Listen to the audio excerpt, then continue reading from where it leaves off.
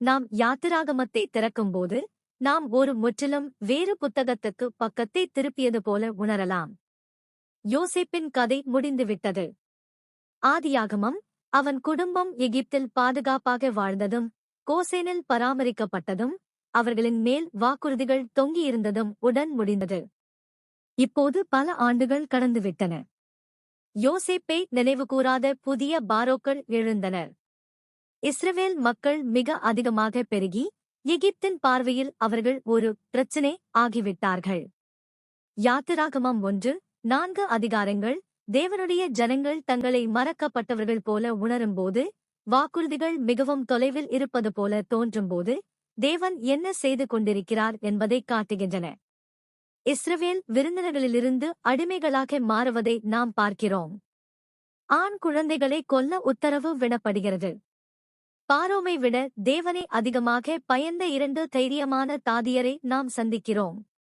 ஒரு விசேஷமான குழந்தை நதியில் கூடை பெட்டியில் வைக்கப்படுவது, பாரோமின் அரண்மனையில் வளர்க்கப்படுவது, பின்னர் ஒரு தவறான தேர்வுக்குப் பிறகு வனாந்தரத்துக்கு ஓட வேண்டியதையும் நாம் பார்க்கிறோம்.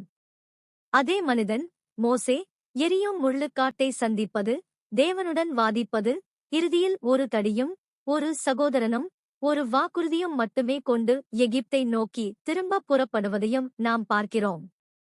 வெளிப்படையாக இவை வெறும் நிகழ்வுகள் போலத் தெரியும். உள்ளே வேதாகமத்தின் மீதி எல்லாவற்றையும் வடிவமைக்கும் ஒரு விடுதலை பணியை தேவன் ஏற்பாடு செய்து கொண்டிருக்கிறார். கோட்பாடாக யாத்திராகமம் 1:4 ஒரு தேவனைப் பற்றி சொல்கிறது. தலைமுறைகள் கடந்தாலும் சூழ்நிலை இருந்தாலும் அவர் உடன்படிக்கையை நினைவில் வைத்திருப்பவர். அவர் ஒடுக்குதலை காண்கிறார், ஓலங்களை கேட்கிறார், கவனிக்கிறார். இது அழைப்பையும் பற்றி சொல்கிறது. மிக மனிதனான, மிக குறைபாடுள்ள ஒருவரை தேவன் தன் ஜனங்களை வெளியே கொண்டு வரத் தேர்ந்தெடுக்கிறார். மேலும் பயம், காரணங்கள், மெதுவான கீழ்ப்படுதல் ஆகியவற்றின் வழியாக அந்த மனிதனுடன் அவர் நடக்கிறார். இந்த அதிகாரங்கள் தேவன் வாதிக்கத் தகுந்த அளவுக்கு பொறுமையுள்ளவர் என்றும், அவர் நகரும்போது தேசங்களை நடுங்கச் செய்ய தகுந்த அளவுக்கு வல்லமையுள்ளவர் என்றும் காட்டுகின்றன. நமக்காக யாத்திராகமம் 1:4 நாம் சிக்கியிருப்பதாக உணரும் காலங்களுக்கு பேசுகிறது. நீங்கள் தேர்ந்தெடுக்காத ஒன்றை மரபாக பெற்றது போல, குடும்ப பழக்கங்கள், அமைப்புகள் அல்லது வேலைகள் உங்களுக்கு தோன்றலாம். முன் ஆண்டுகளில் கேட்ட வாக்குறுதிகளை தேவன் மறந்துவிட்டாரா என்று நீங்கள் யோசித்திருக்கலாம். இந்த அதிகாரங்கள் மெதுவாகச் சொல்கின்றன. அவர் மறக்கவில்லையூர். நீங்கள் காண முடியாத இடங்களில் அவர் ஏற்கனவே வேலை செய்து கொண்டிருக்கிறார். மக்களை தயார் செய்து, தலைவர்களை வடிவமைத்து, எதிர்கால விடுதலையை வளர்த்துக் கொண்டிருக்கிறார். நாம் இந்த ஸ்லேட்களைச் செல்வதற்குள், என் எகிப்தி எங்கே? நான் எங்கே சிறைப்பட்டிருக்கிறேன் என்று உணர்கிறேன். அங்கே தேவன் ஏற்கனவே என்ன இயக்கத்தை தொடங்கி வைத்திருக்கலாம் என்று நீங்கள் சிந்திக்க அழைக்கிறேன். யாத்திராகமம் ஒரு எளிய நினைவூட்டலுடன் தொடங்குகிறது. யாக்கோபுடன் எகிப்துக்கு வந்த இஸ்ரவேலின் மகன்கள், மேலும் அவர்கள் மிகுதியாக பெருகிய உண்மை. அந்த பெருக்கமே பிரச்சனையாகிறது. யோசேப்பை அறியாத புதிய பாரோ ஒருவன் எழுகிறான். அவன் இஸ்ரவேலை அயலாராக அல்ல, அச்சுறுத்தலாக பார்க்கிறான். இதோ ஜனங்கள் நம்மை விட அதிகமும் பலமுமாயிருக்கிறார்கள். பயம் கொள்கையை இயக்குகிறது. எகிப்தியர்கள் இஸ்ரவேலர் மேல் வேலைக்கார அதிகாரிகளை வைத்து கடினமான உழைப்பில் அவர்களை தள்ளுகிறார்கள். சேமிப்பு நகரங்களை கட்டுவது, செங்கலும் களிமண்ணிலும் வேலை செய்வது, கடுமையுடன் சேவை செய்வது. ஆனால் இங்கே ஒரு திருப்பம் வருகிறது. அவர்கள் எவ்வளவு ஒடுக்கப்பட்டார்களோ அவ்வளவு அவர்கள் பெருகுகிறார்கள்.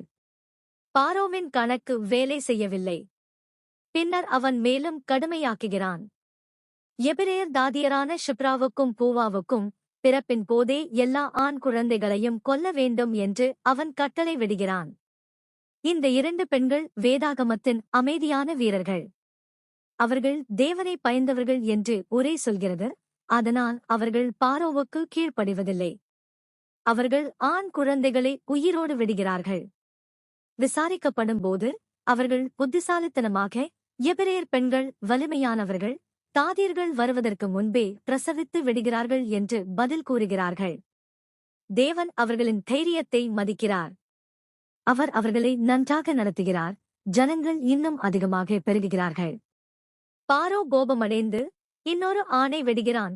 எபிரெயர் ஆண் குழந்தையெல்லாம் நைல் நதியில் எறியப்பட வேண்டும்.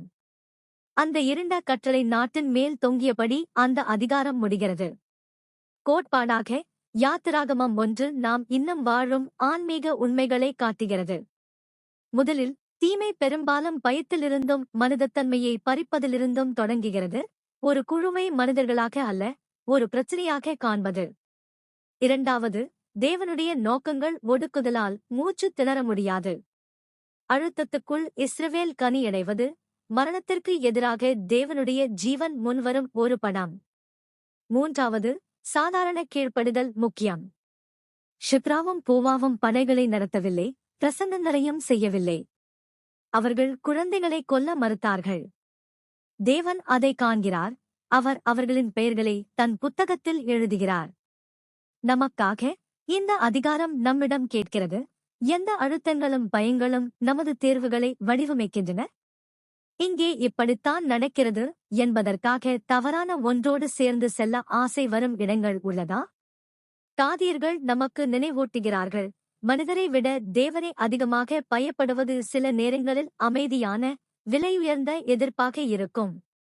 அது பேசாமல் இருக்க எளிதாக இருக்கும் போது உண்மையைச் சொல்லுவது போலவும், நமது சௌகரியத்திற்கு ஆபத்து இருந்தாலும் பலவீனமானவர்களை பாதுகாப்பது போலவும், முழு குழுக்களை இழிவுபடுத்தும் வார்த்தைகளில் சேர மறுப்பது போலவும் இருக்கலாம்.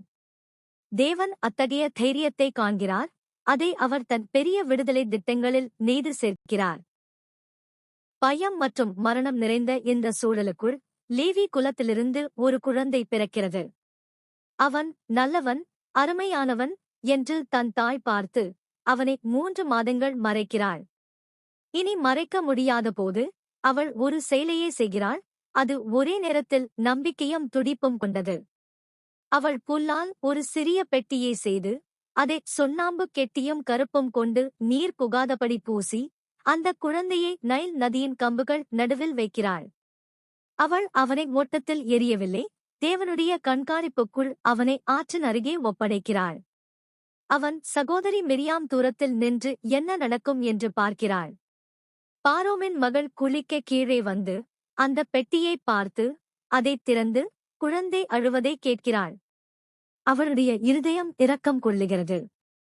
இது எபிரெய குழந்தை என்று அவள் அறிந்தும் கருணையை தேர்ந்தெடுக்கிறாள். மிரியாம் பரிசுத்த தைரியத்துடன் முன்னே வந்து, ஒரு தாய் பால் கொடுப்பவளை தேடி தரட்டுமா என்று கேட்கிறாள். அரசகுமாரி ஒப்புக்கொள்கிறாள். மிரியாம் குழந்தையின் சொந்த தாயையே கொண்டு வருகிறாள். குழந்தை தன் தாயின் பராமரிப்பில் வளர்ந்து, பிறகு பாரோவின் மகளிடம் கொண்டு செல்லப்பட்டு அவளுடைய மகனாக ஆகிறான். அவள் அவனுக்கு மோசே என்று பெயர் வைக்கிறாள். நீரிலிருந்து இழுத்தெடுக்கப்பட்டவன் யூட், எபிரெய சிறுவன், எகிப்திய அரசகுமாரியால் காப்பாற்றப்பட்டவன், அவனை கொல்ல முயன்ற பேரரசின் அரண்மனையில் வளர்கிறவன். தேவனே இப்படிப்பட்ட கதைகளை எழுதுகிறார். ஆண்டுகள் கழித்து மோசே வளர்ந்து தன் ஜனங்களை பார்க்க வெளியே செல்கிறான். ஒரு எகிப்தியன் ஒரு எபிரெயனை அடிப்பதை பார்த்து கோபத்தில் அந்த எகிப்தியனை கொன்று மணலில் மறைக்கிறான். மறுநாள் 2 எபிரெயர்கள் சண்டையிடும்போது அவன் தடுக்க முயல்கிறான். அவர்களில் ஒரு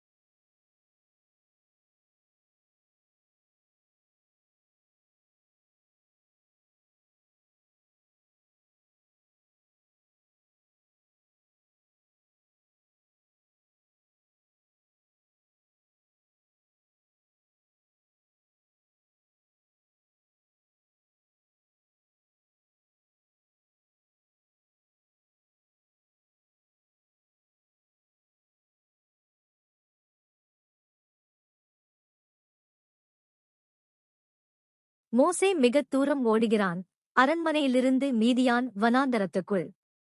ஒரு கிணற்றருகில் ரூவேல், எத்திரோ என்ற ஆசாரியரின் மகள்களை தள்ளுமுள்ளு செய்யும் மேய்ப்பர்களிடமிருந்து அவன் காப்பாற்றுகிறான்.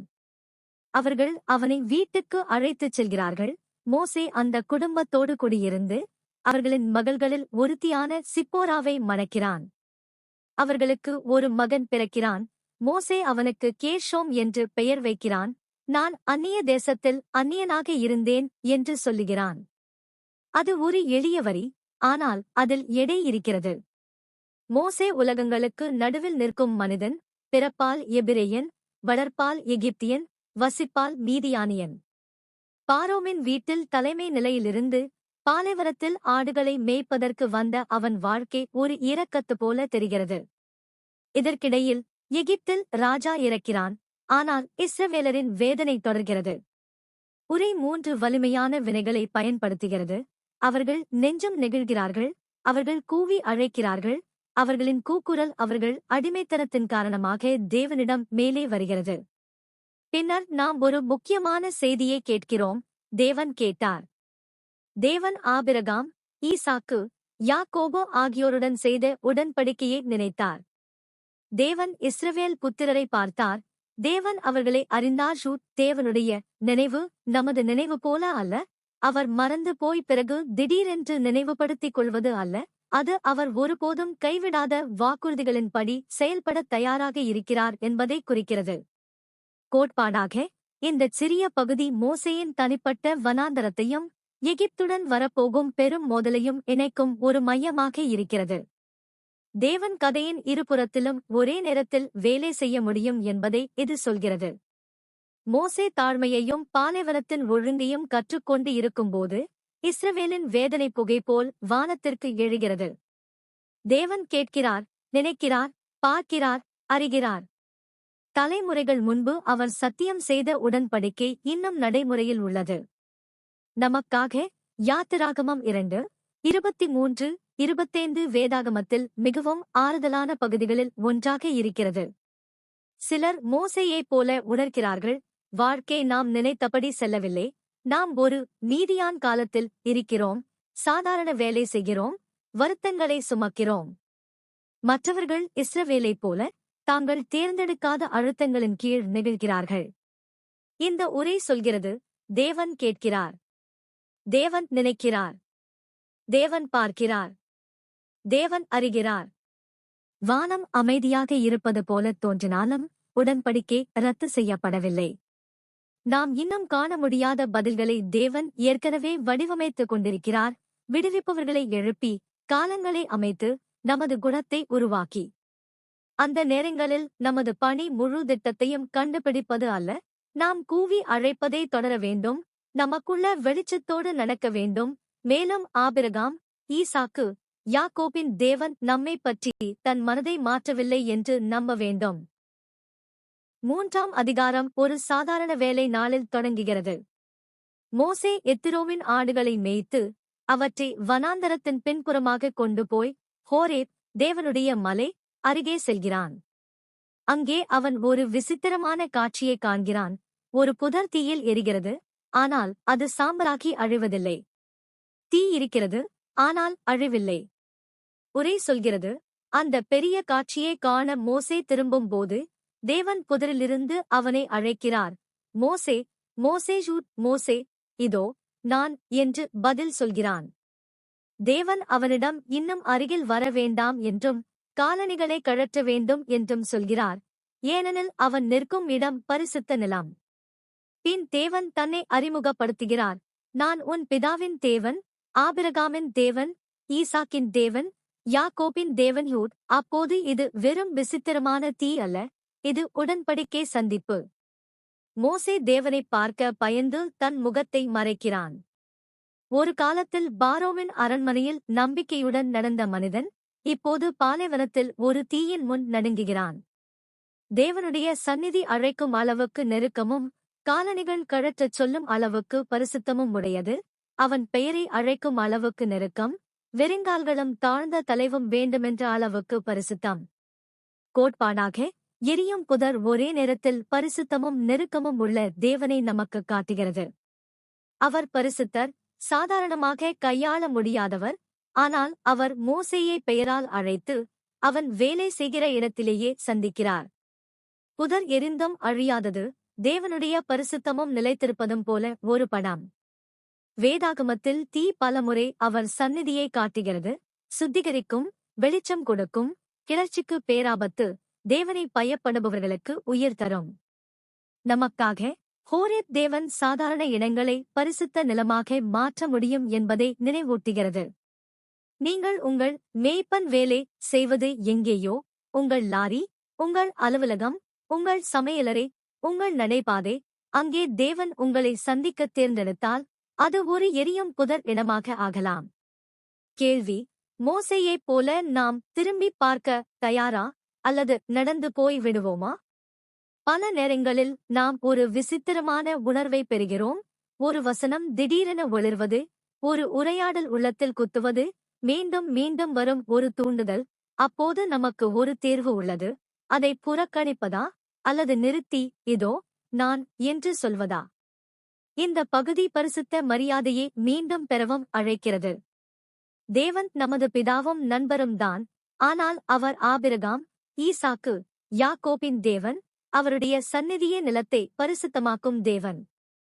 இன்று காலணி கழற்றுவது வேறு விதமாக இருக்கலாம், ஆனால் உள்ளம் அதேதான். தாழ்மை, கவனம், பேசுவதை விட கேட்பதற்கு தயாராக இருப்பது. அந்த மனநிலையில் நாம் அவரிடம் நெருங்கும்போது நமது வாழ்க்கையில் சாதாரண புதர்களும் நாம் முன்பு பார்க்காத அர்த்தத்துடன் எரியத் தொடங்கலாம். அந்த தீயிலிருந்து தேவன் தாம் யார் என்பதையே மட்டும் அல்ல, தாம் என்ன செய்து கொண்டிருக்கிறார்கள் என்பதையும் பேசத் தொடங்குகிறார். என் ஜனங்களின் துன்பத்தை நான் நிச்சயமாகக் கண்டேன். அவர்களின் கூக்குரலை நான் கேட்டேன்.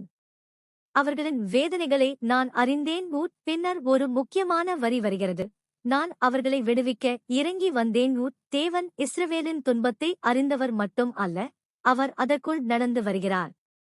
ஆனால் அவர் செயல் செய்யும் வழி ஆச்சரியம். ஆகையால் இப்போது வா, நான் உன்னை பாரோவிடத்தில் அனுப்புகிறேன். தோல்வியடைந்த விடுவிப்பவன் மோசே மீண்டும் அழைக்கப்படுகிறான். இந்த முறை அவன் பலத்தில் அல்ல, தேவனுடைய பலத்தில். மோசேயின் முதல் பதில் நாம் அனைவரும் உணரும் கேள்வியே: நான் யார்? நான் போக வேண்டும் என்று. தேவன் மோசேயின் தன்னம்பிக்கையை உயர்த்தி பதில் சொல்லவில்லை. அவர் தம்மால் பதில் சொல்கிறார். நிச்சயமாக நான் உன்னோடு இருப்பேன். அவர் கொடுக்கும் அடையாளம் எதிர்காலத்தில் வரும். நீங்கள் இந்த மலையில் என்னை ஆராதிப்பீர்கள். அதாவது மோசே அதை காணும் முன்பே வெளியே நடக்க வேண்டும்.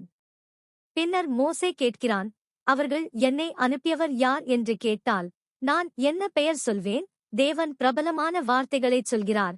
நான் இருப்பவனாக இருக்கிறேன். அவர் மோசேயிடம், இஸ்ரவேல் புத்திரருக்கு இப்படிச் சொல், நான் இருப்பவன் உன்னை அனுப்பினார் என்று கூறுகிறார். மேலும் அவர் தம்மை உங்கள் பிதாக்களின் தேவன் என்றும் உடன்படிக்கையை நினைவுகூரும் கர்த்தர் தேவன் என்றும் குறிப்பிடுகிறார். கோட்பாடாக இது யாத்திராகமத்தின் மையம். தேவன் காண்கிறவர், கேட்கிறவர், அறிகிறவர், இறங்கி வருகிறவர். அவர் தூரத்தில் இல்லை. இயேசுவில் இந்த இறங்கி வருதல் உண்மையாகவும் உடலாகவும் ஆகிறது. தேவன் மனிதராக வந்து பாவத்தின் அடிமைத்தனத்தில் உள்ள நம்மிடையே நடக்கிறார். நான் இருப்பவன் என்ற பெயர் தேவனுடைய தன்னிறைவு மற்றும் விசுவாசத்தைச் சொல்கிறது. அவர் நான் இருந்தேன் அல்ல, நான் இருப்பேன் என்று இருக்கலாம் அல்ல, நான் இருக்கிறேன், எப்போதும் இருப்பவர், எப்போதும் ஒரேவர், யாருக்கும் சார்ந்தவர் அல்ல. அவர் அந்த பெயரை பிதாக்களுடன் இணைக்கும்போது அவர் சொல்லுவது, ஆபிரகாமோடு நடந்த அதே தேவன்தான் இப்போது உன்னை அனுப்புகிறார். நமக்காக இந்த பகுதி நமது நான் யார் தருணங்களை நேராகத் தொடுகிறது. தேவன் நம்மை சேவை செய்ய, மன்னிக்க, வழிநடத்த அல்லது மாற அழைக்கும்போது நாம் உடனே நமது தகுதி இல்லாத காரணங்களை பட்டியலிடுகிறோம். தேவனுடைய பதில் அதே, நான் உன்னோடு இருப்பேன். நமது நம்பிக்கை நமது அனுபவச் சான்றில் இல்லை, அவருடைய சந்நிதியில் உள்ளது. நான் இருப்பவன் என்பது எனக்கு முடியாது என்பதற்கு பிறகு வெற்றிடத்தை நிரப்பும் தேவன். இது நமது அடையாளத்தை நமது உணர்வுகளிலேயே மட்டும் அல்ல, தேவன் தாம் யார் என்று சொல்வதில் அடித்தளப்படுத்தவும் அழைக்கிறது. கவலை எல்லாம் சிதறுகிறது என்று சொன்னால், நான் இருப்பவன், நான் இன்னும் இங்கே இருக்கிறேன் என்று சொல்கிறார். அவமானம், நீ உன் கடந்த காலமே என்று சொன்னால், நான் இருப்பவன், நான் உன்னோடு இருப்பேன், உன் எதிர்காலத்தை மாற்றுவேன் என்று சொல்கிறார். யாத்திராகமம் 3 நமது தைரியத்தை சுய உரையாடலில் அல்ல, தேவனுடைய மாறாத பெயரும் குணமும் மீது கட்ட அழைக்கிறது. தேவன் மோசேயிடம் இந்த பணியின் கடினத்தை மறைக்கவில்லை. அவர் இஸ்ரவேலின் மூப்பர்களைச் சேர்த்து தேவன் சொன்னதை அவர்களுக்கு சொல்லுமாறு கட்டளையிடுகிறார். அவர் அவர்களின் துன்பத்தை பார்த்துள்ளார். அவர்களை எகிப்திலிருந்து பால் மற்றும் தேன் ஓடும் தேசத்துக்கு வெளியே கொண்டு போகிறார். தேவன் வாக்குறுதி செய்கிறார், அவர்கள் உன் குரலை கேட்பார்கள். அது ஊக்கமளிக்கிறது. ஆனால் பிறகு அவர் பார்வோனை குறித்து சொல்கிறார், எகிப்தின் ராஜா உங்களை விடமாட்டான், பெரிய வல்லமையான கையாலும் விடமாட்டான் என்று நான் அறிந்திருக்கிறேன். அதாவது இது எளிதாக நடக்காது. தேவன் தாம் தமது கையை நீட்டி அதிசயங்களால் எகிப்தை அடித்து அதற்குப் பிறகே பார்வோ விடுவான் என்று விளக்குகிறார். மேலும் அவர் இதையும் சொல்கிறார், ஜனங்கள் வெளியே போகும்போது அவர்கள் வெறுங்கையாய் போக மாட்டார்கள். பெண்கள் தங்கள் எகிப்திய அண்டைவாசிகளிடமிருந்து வெள்ளி, பொன், உடைகள் கேட்பார்கள். இஸ்ரவேல் எகிப்தியரை கொள்ளையடிப்பார்கள். தேவன் தப்பிப்பை மட்டும் அல்ல, மீட்பையும் திட்டமிடுகிறார். அடிமைத்தனத்தின் பல ஆண்டுகளுக்கான திருப்பிச் செலுத்துதல்.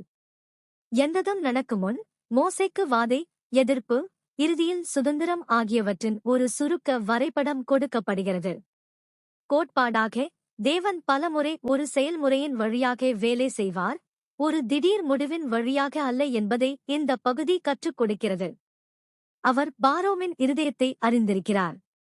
ஆரம்பமே எதிர்ப்பு திட்டத்தின் ஒரு பகுதி, தோல்வியின் அடையாளம் அல்ல என்று மோசேயிடம் சொல்கிறார். விடுதலை என்பது மோதல், அடையாளங்கள், நீண்ட போராட்டம் ஆகியவற்றை உள்ளடக்கும். ஆனால் தேவனுடைய கை பார்வோவின் கையை விட வலிமையானது. வெறுங்கையாய் வெளியே போக மாட்டார்கள் என்ற வாக்குறுதியும் தேவன் நீதியை கவனிக்கிறார் என்பதை காட்டுகிறது. விடுதலை என்பது இப்போது போங்கள் மட்டும் அல்ல, பறிக்கப்பட்டவற்றுக்கு தேவன் கொடுக்கும் திருப்பிச் செலுத்துதலையும் உள்ளடக்கும். நமக்காக இது நமது எதிர்பார்ப்புகளை சவால் செய்கிறது. தேவன் நமது வாழ்க்கையில் ஒரு பார்வோனை எதிர்கொள்ள அழைக்கும்போது, பாவம், அடிமைத்தனம், அநீதி, கடினமான அமைப்பு, நாம் உடனடி முடிவுகளை எதிர்பார்க்கிறோம். முதல், என் ஜனங்களை விடு, வேலை செய்யாவிட்டால் நாம் தேவனை தவறாக கேட்டோமா என்று நினைக்கிறோம். யாத்திராகமம் சொல்கிறது, அவ்வாறு அவசியமில்லை. சில நேரங்களில் தேவனே சொல்கிறார், இது கடினமாக இருக்கும். அவன் இருதயம் கடினமாக இருக்கும். ஆனால் நான் நீண்ட விளையாட்டை விளையாடுகிறேன். அந்த பார்வை நம்மை விரைவில் கைவிடாமல் காக்கிறது. நீங்கள் ஒரு குடும்ப உறுப்பினருக்காக ஜெபிக்கலாம், ஒரு பழைய பழக்கத்துடன் போராடலாம், அல்லது எதிர் திசையில் இழுக்கும் வேலை இட கலாச்சாரத்தில் வேறுபட முயற்சிக்கலாம். ஆரம்ப எதிர்ப்பு தேவன் இல்லை என்பதை குறிக்கவில்லை. அது நீங்கள் அவர் எழுதும் பெரிய கதைக்குள் நுழைந்திருக்கிறீர்கள் என்பதை குறிக்கலாம். அவர் உங்கள் சௌகரியத்தை மட்டும் அல்ல, ஆழமான சுதந்திரம், நீதி மற்றும் நீண்ட நாள் நிலைக்கும் சாட்சியத்தை காண விரும்புகிறார். மோசே திட்டத்தை கேட்டு உடனே அது எவ்வளவு விதமாக தவறாக போக முடியும் என்று நினைக்கிறான். அவர்கள் என்னை நம்ப மாட்டார்கள் என்று சொல்கிறான். என் குரலை கேட்க மாட்டார்கள். தேவன் அடையாளங்களால் பதில் சொல்கிறார். அவர் கேட்கிறார், உன் கையில் என்ன இருக்கிறது? ஒரு சாதாரண மேய்ப்பன் தடி. தேவன் அதை கீழே போடச் சொல்கிறார். அது ஒரு பாம்பாக மாறுகிறது. மோசே அதிலிருந்து ஓடுகிறான். பின்னர் தேவன் அதை வானில் பிடிக்கச் சொல்கிறார். அது மீண்டும் தடியாகிறது. அடுத்ததாக தேவன் மோசேயை தன் கையை மார்புக்குள் வைக்கச் சொல்கிறார். அது குஷ்டமாக வெளிவருகிறது. பின்னர் அது குணமாகிறது. நைல் நதியின் நீர் உலர் நிலத்தில் ஊற்றப்பட்டால் அது இரத்தமாக மாறும். இந்த அடையாளங்கள் மாயாஜால காட்சிகள் அல்ல, தேவன் சாதாரணத்தை மாற்ற முடியும் என்றும் நோயையும் தீர்ப்பையும் வெளிப்படுத்த முடியும் என்றும் காட்டும் கண்கூடான நினைவூட்டல்கள். இன்னும் மோசே எதிர்ப்பு காட்டுகிறான். என் ஆண்டவரே, நான் வாக்காற்றல் உடையவன் அல்ல. என் பேச்சு மெதுவாக இருக்கிறது என்று சொல்கிறான். தேவனுடைய பதில் நேராக மையத்தை தொடுகிறது. மனுஷனின் வாயை யார் செய்தார்? நான் கர்த்தர் அல்லவா? ஆகையால் இப்போது போ, நான் உன் வாயோடு இருந்து நீ சொல்ல வேண்டியதை உனக்குக் கற்பிப்பேன். அதில் ஓய்வெடுக்காமல் மோசே இறுதியில், என் ஆண்டவரே, தயவு செய்து நீர் யாரை அனுப்ப விரும்புகிறீரோ அவரையே அனுப்பும் என்று சொல்கிறான். அதாவது, தயவு செய்து வேறு ஒருவரை அனுப்புங்கள். கர்த்தருடைய கோபம் எரிகிறது, ஆனாலும் கோபத்திலும் தேவன் ஏற்பாடு செய்கிறார். அவர் மோசேயின் சகோதரன் ஆரோனை அவனுடைய பேச்சாளராக நியமிக்கிறார். தேவன் மோசேயிடம் பேசுவார், மோசே ஆரோனிடம், ஆரோன் ஜனங்களிடம். மோசேயின் கையில் இருக்கும் தடி தேவனுடைய வல்லமையின் அடையாளமாக ஆகும். கோட்பாடாக, இந்த பகுதி தேவன் நமது காரணச் சொல்லுகளை பொறுமையுடன் கேட்கிறார், ஆனால் அவற்றில் முழுமையாக உடன்படுவதில்லை என்பதை காட்டுகிறது. அவர் பயங்களுக்கு தமது வல்லமையின் அடையாளங்களாலும் தமது சந்நிதியின் வாக்குறுதியாலும் பதில் சொல்கிறார். அவர் நமது வாயையே வடிவமைத்தவர் என்று நினைவூட்டுகிறார். அதே நேரத்தில் தொடர்ந்து எதிர்ப்பது அவரை வருத்தும் ஒரு எல்லை இருக்கிறது. ஆனாலும் அப்போதும் அவர் கருணையை நெய்து சேர்க்கிறார், ஆரோனை பக்கத்தில் கொண்டு வருகிறார். தேவனுடைய அழைப்பு ரத்து செய்யப்படவில்லை, மோசேயின் பலவீனத்திற்கு ஏற்ப அது சரி செய்யப்படுகிறது. நமக்காக இது நமக்கு வசதியில்லாத அளவுக்கு பரிச்சயமாக இருக்கிறது. தேவன் நம்மை சாட்சி சொல்ல, ஒரு அழைப்பை ஏற்க, ஒருவருடன் சமாதானமாக அல்லது புதிய பங்கு ஒன்றில் நடக்க தூண்டும்போது நாம் பல முறை அவர்கள் கேட்கவில்லை என்றால், நான் வார்த்தைகளில் நல்லவன் இல்லை, நான் சரியான நபர் இல்லை என்று சொல்கிறோம். யாத்திராகமம் 4 தேவன் நமது வரம்புகளை பார்த்து ஆச்சரியப்படுவதில்லை என்பதை காட்டுகிறது. அவர் அவற்றின் வழியாக வேலை செய்ய திட்டமிடுகிறார், அவற்றைத் தவிர்த்து அல்ல. அவர் நமது வாழ்க்கையில் ஆரோன்களை வைக்கலாம், துணைகள், தலைவர்கள், நண்பர்கள் நம்மோடு நிற்க. ஆனால் ஒரு கட்டத்தில் நாம் இன்னும் தடியை எடுத்து செல்ல வேண்டும். கேள்வி, நான் போதுமா? அல்ல, அவர் என்னோடு இருக்கிறாரா என்பதே. அனைத்து வாதங்களுக்குப் பிறகு மோசே இறுதியாக நகர்கிறான். அவன் எத்திரோவிடம் திரும்பி, எகிப்துக்கு போய் தன் சகோதரர்கள் இன்னும் உயிரோடு உள்ளார்களா என்று பார்க்க அனுமதி கேட்கிறான். எத்திரோ அவனை ஆசீர்வதித்து, சமாதானத்தோடு போ என்று சொல்கிறான். மோசேயின் உயிரைக் கேட்டு வந்தவர்கள் இறந்துவிட்டார்கள் என்று தேவன் மோசேக்கு உறுதி அளிக்கிறார். மோசே தன் மனைவியையும் தன் மகன்களையும் மேலும் தன் கையில் தேவனுடைய தடியையும் எடுத்துக்கொள்கிறான். வழியில் பாரோவின் இருதயம் கடினமாகும் என்று தேவன் மீண்டும் சொல்கிறார். மேலும் மோசே சொல்ல வேண்டிய வார்த்தைகளையும் கொடுக்கிறார். இஸ்ரவேல் என் மகன், என் முதற்பேறு. என் மகனை விடு. இது அரசியல் மட்டுமல்ல, இது குடும்ப மோதல். தன் பிள்ளையை துன்புறுத்தும் ஒரு அரசனை எதிர்த்து தந்தையாகிய தேவன் நிற்பது. பின்னர் ஒரு விசித்திரமான கடுமையான காட்சி வருகிறது. ஒரு தங்கும் இடத்தில் கர்த்தர் மோசேயை சந்தித்து அவனை கொல்ல முயல்கிறார். சிப்போரா உடனே அவர்களின் மகனுக்கு சுற்றுச்சேதனை செய்து அந்த தோலை மோசேயின் கால்களைத் தொட்டு, நிச்சயமாக நீ எனக்கு இரத்த கணவன் என்று சொல்கிறாள். அதன் பிறகு தேவன் அவனை விட்டுவிடுகிறார். இது தீவிரமாகவும் விசித்திரமாகவும் இருக்கிறது, ஆனால் கருத்து இதுபோல் தெரிகிறது. மோசே தன் குடும்பத்தில் உடன்படிக்கையின் அடையாளத்தை அலட்சியம் செய்தபடியே உடன்படிக்கை ஜனங்களை வழிநடத்த முடியாது. மறைந்த இடங்களிலும் கீழ்ப்படுதலை தேவன் தீவிரமாக எடுத்துக்கொள்கிறார். இதற்கிடையில் தேவன் ஆரோனிடம் பேசிக்கொண்டு அவனை வனாந்தரத்தில் மோசேவை சந்திக்க அனுப்புகிறார். அவர்கள் தேவனுடைய மலையில் சந்தித்து அழைத்துக் கொள்கிறார்கள். கர்த்தர் கொடுத்த அனைத்து வார்த்தைகளையும் அடையாளங்களையும் மோசே ஆரோனிடம் பகிர்கிறான். இருவரும் சேர்ந்து எகிப்துக்கு போகிறார்கள். இஸ்ரவேலின் மூப்பர்களை கூடி வரச் செய்கிறார்கள். ஆரோன் பேசுகிறான், மோசே அடையாளங்களை செய்கிறான். ஜனங்கள் நம்புகிறார்கள். தேவன் அவர்களை சந்தித்து அவர்களின் துன்பத்தை பார்த்தார் என்று அவர்கள் கேட்கும்போது அவர்கள் தலைகளைத் தாழ்த்தி ஆராதிக்கிறார்கள். எந்த வாதையும் வருவதற்கு முன், பாரோ ஒரு வார்த்தை கேட்பதற்கு முன், அடிமைகளின் உள்ளங்களில் விசுவாசம் ஏற்கனவே மினுங்குகிறது. கோட்பாடாக இந்த பகுதி பொது அழைப்பிற்கு தனிப்பட்ட கீழ்ப்படுதல் தேவை என்பதை கற்றுக் கொடுக்கிறது. மோசே சுற்றுச்சேதனையை தவிர்த்து விட்டபடியே ஒரு பரிசுத்த தேவனை பிரதிநிதித்துவப்படுத்த முடியாது. மேலும் தேவன் பலமுறை சேவையில் இணைப்பாளிகளை கொடுப்பார் என்பதையும் இது காட்டுகிறது. மோசேவும் ஆரோனும் சேர்ந்து இருப்பது ஒருவராக இருப்பதை விட வலிமையானது. மேலும் தேவன் ஒடுக்குபவரை குலைக்கும் முன் ஒடுக்கப்பட்டவர்களின் இருதயத்தை கவனிக்கிறார் என்பதை காண்கிறோம். அவர்களின் முதல் பதில் செயல் அல்ல, ஆராதனையே. நமக்காக மோசே எகிப்துக்கு திரும்பும் பயணம் தேவன் நமக்கு கொடுக்கும் கடினமான பணிக்குள் நாம் நடக்கும் பயணத்தைப் போல இருக்கிறது. எத்திரோவுடன் நடந்தது போல நடைமுறை உரையாடல்களும் குடும்ப அழுத்தங்களும் மற்றவர்கள் பார்க்காத சிறிய கீழ்ப்படுதல்களும் இருக்கலாம், ஆனால் அவற்றை தேவன் ஆழமாக கவனிக்கிறார். உங்களுக்கு அது மன்னிப்பது, ஒரு பழக்கத்தை சுத்தப்படுத்துவது அல்லது நீண்ட நாட்களாக தள்ளிவைத்த அடிப்படை உடன்படிக்கை செயல்களை இறுதியாக செய்வது போன்றதாக இருக்கலாம். அந்த சிறிய கீழ்ப்படுதல்கள் தேவன் நகர்வதைப் பார்க்க தயாராகுவதன் ஒரு பகுதியாகும்.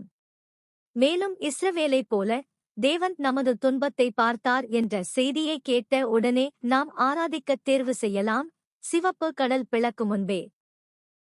யாத்திராகமம் 1:4 அதிகாரங்களை ஒரு கதையாக பின்னோக்கி பார்த்தால் ஒரு முறைமை தெளிவாக தெரிகிறது. முதல் அதிகாரத்தில் ஒடுக்குமுறை அதிகாரத்தால் நொறுக்கப்பட்ட ஒரு ஜனத்தை நாம் பார்க்கிறோம், ஆனாலும் அவர்கள் இன்னும் பெருகுகிறார்கள். மேலும் ஒரு ராஜாவை விட தேவனை அதிகமாக பயந்த 2 தாதியரை அமைதியாக பார்க்கிறோம். 2ஆம் அதிகாரத்தில் ஒரு குழந்தை தண்ணீரிலிருந்து இழுக்கப்பட்டு பகைவரின் வீட்டில் வளர்க்கப்படுகிறது. பின்னர் நீதியை நிறுவ முயன்ற அவனுடைய தோல்வியால் அவன் வனாந்தரத்துக்கு தள்ளப்படுகிறான். அந்த அதிகாரம் ஒரு புலம்பலோடு முடிகிறது. அதில் தேவனைப் பற்றிய 4 மடங்கு விளக்கம் வருகிறது. அவர் கேட்கிறார், நினைக்கிறார், பார்க்கிறான், அறிகிறார். 3ஆம் அதிகாரத்தில் அதே தேவன் ஒரு புதரை தீயில் எரியச் செய்து மோசேயை பெயரால் அழைத்து தாம் நான் இருப்பவன் என்று வெளிப்படுத்துகிறார். அவர் விடுவிக்க இறங்கி வந்தவர். அவர் தன் அடையாளத்தை ஆபிரகாம், ஈசாக்கு, யாக்கோபுடன் இணைக்கிறார், மேலும் அவர்களின் பிள்ளைகளின் துன்பத்துடனும் இணைக்கிறார். 4ஆம் அதிகாரத்தில் மோசே பயத்துடனும் தகுதி இல்லாமையுடனும் போராடுவதை நாம் பார்க்கிறோம். தேவன் அடையாளங்களாலும் வாக்குறுதிகளாலும் துணையாலும் பதில் அளிப்பதை பார்க்கிறோம். மோசே இறுதியில் எகிப்தை நோக்கி திரும்புகிறான், ஒரு தடியுடன், ஒரு சகோதரனுடன், மேலும் மெலிந்த கீழ்ப்படுதலுடன். மூப்பர்கள் கேட்டு நம்புகிறார்கள். தேவன் அவர்களை சந்தித்து அவர்களின் துன்பத்தை பார்த்தார் என்ற செய்தியை கேட்டவுடன் அவர்கள் தலைகளை தாழ்த்தி ஆராதிக்கிறார்கள். அடுத்து நடக்கப் போகும் அனைத்திற்கும் மேடை தயார் ஆகிறது. கோட்பாடாக யாத்திராகமம் 1:4 தேவன் யார் என்றும் அவர் எப்படி செயல்படுகிறார் என்றும் காட்டுகிறது. அவர் அநீதிக்கு கண்ணை மூடவில்லை, ஒடுக்கப்பட்டவர்களின் கூக்குரலை அவர் கேட்கிறார். அவருடைய உடன்படிக்கை பேரரசுகளை விட வலிமையானது, தனிநபர் தலைவர்களை விட நீடித்தது. அவர் பலமுறை எதிர்பாராத வழிகளில் விடுவிப்பவர்களை எழுப்புகிறார், அவர்களின் குணத்தை வடிவமைக்க காலம் எடுத்துக் கொள்கிறார். அவர் சாதாரண நாட்களில் மக்களை சந்தித்து பெயரால் அழைத்து சாத்தியமில்லாத பணிகளுக்குள் அழைக்கிறார்.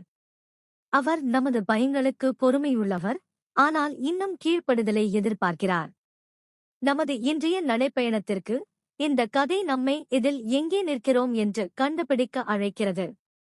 நீங்கள் இஸ்ரவேலைப் போல உணரலாம், அமைப்புகள், கடன்கள், அடிமைத்தனங்கள் அல்லது உங்களை விட பெரியதாகத் தோன்றும் உறவுகள் உங்களை அழுத்தலாம். யாத்திராகமம் சொல்கிறது, உங்கள் புலம்பல்கள் கேட்கப்படுகின்றன. நீங்கள் மோசேயைப் போல உணரலாம், உங்கள் தோல்விகள் தெரிகின்றன, வழிநடத்த தயக்கம், வேறு ஒருவர் சிறந்தவர் என்று நம்புகிறீர்கள். யாத்திராகமம் சொல்கிறது, தேவன் அதையெல்லாம் அறிந்தும் உங்களை அழைத்தார். அல்லது நீங்கள் தாதியர் வகையில் இருக்கலாம், ஒளிவிளக்கு இல்லை, ஆனால் தினசரி தேர்வுகளில் மனிதரை விட தேவனை அதிகமாக பயப்படுகிறீர்கள். யாத்திராகமம் சொல்கிறது, அந்த விசுவாசமான நிலைத்திருப்பு நீங்கள் நினைப்பதை விட அதிகமாக மதிப்புடையது. நாம் இந்த புத்தகத்தில் தொடர்ந்து செல்லும்போது நாம் ஏற்கனவே கேட்ட துடிப்பை நினைவில் வைத்துக் கொள்ளுங்கள். தேவன் நிச்சயமாக உங்களை சந்திப்பார். அவர் எகிப்தில் இஸ்ரவேலை சந்தித்தார். அவர் இயேசு கிறிஸ்துவில் நம்மை சந்தித்தார். இன்று கூட அவர் சந்திக்கிறார். அவருடைய ஆவியால், அவருடைய வார்த்தையால், அவருடைய ஊழியர்களால் நாம் எந்த அடிமைத்தனத்தில் இருந்தாலும் அங்கிருந்து வெளியே அழைத்து பெரிய நான் இருப்பவன் உடன் படிப்படியாக நடக்கச் செய்கிறார். இறுதியில் எல்லா சங்கிலிகளும் முற்றிலும் விழும் நாள் வரைக்கும்.